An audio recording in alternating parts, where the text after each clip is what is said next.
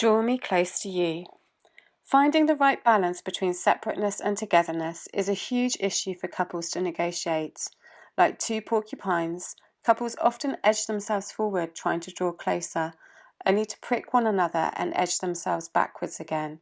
We are eternally trying to find the right balance between separateness and togetherness, the space that feels comfortable, a space that both individuals in the relationship can tolerate. Initial attractions. I wondered whether there's a couple relationship in the Bible that can help us think about this dance between edging closer and then withdrawing again. After some reflection, the story of Queen Esther and King Xerxes came to mind. What an interesting couple, and what an interesting start to their marriage.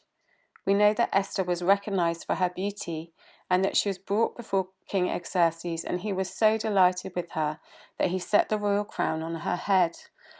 Much rejoicing and feasting followed. Sometimes it's the superficial things early on in marriage that draw us to our spouse, that attract us. But once married, we hear that King Xerxes brought another selection of beautiful girls into the palace.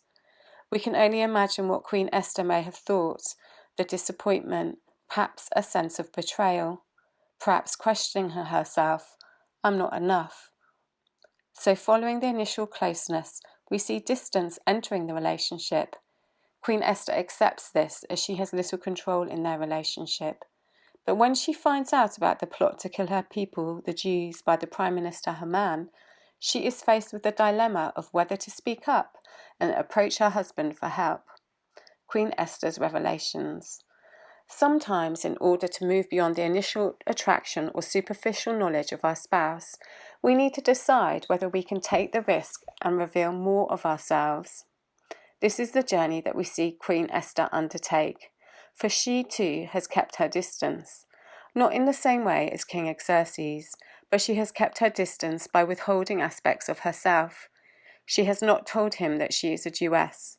This information is not known. It's a secret. She needs to take the risk of revealing more of herself in order to connect with her husband, for him to fully know her, hear her needs, and rescue her people. She bravely makes the decision to approach the king.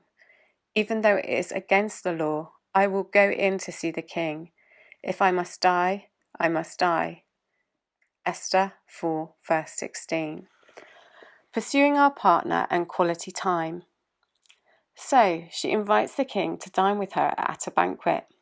Then after the first banquet, she invites him to dine with her again. Here the parallel for the modern day couple may be the initiation of date nights and attempts to have quality time together in order to deepen the connection and open up the space for connection again.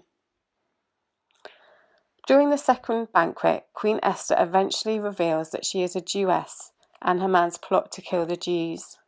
King Xerxes responds by making the decision to rescue Queen Esther and her people. Haman is hanged for his plot. In the case of Queen Esther and King Xerxes, their dance of separateness and togetherness was negotiated over time. Like the image of the two porcupines in the picture hugging, they were able to come together, embrace, and know one another more deeply. That is the hope for us in our marriage too. Personally, I'd be interested to have an update on Queen Esther and King Xerxes' relationship. 1 year, 5 years, or 10 years on. Did that closeness remain, or did cyclical issues around separateness and togetherness resurface, with one or both of them coming close and then withdrawing? Did they both make choices that created distance again? We can only wonder. Displaced passions. In our relationship, we too may be like Queen Esther and King Xerxes. After an initial honeymoon period in marriage, other interests or passions may creep in.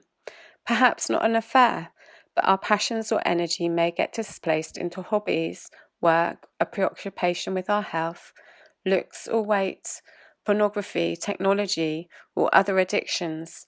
There are so many things that can capture our gaze and turn our attention away from our spouse and create distance. Being brave. Unlike Queen Esther, we may not be brave enough or motivated enough to create the space for date nights and connection. We may suppress the desire to get to know our spouse on a deeper level, and we may not be brave enough to reveal more of ourselves to our partner, fearing, like Queen Esther, that they may be displeased, or that they may not really want to know us or hear our intimate thoughts. We may convince ourselves that it's important not to bother our partner with our wants or desires. But from this position, we create distance, and our partner cannot really know us, just as King Xerxes didn't know Queen Esther's true identity as a Jewess. Emmanuel, God with us.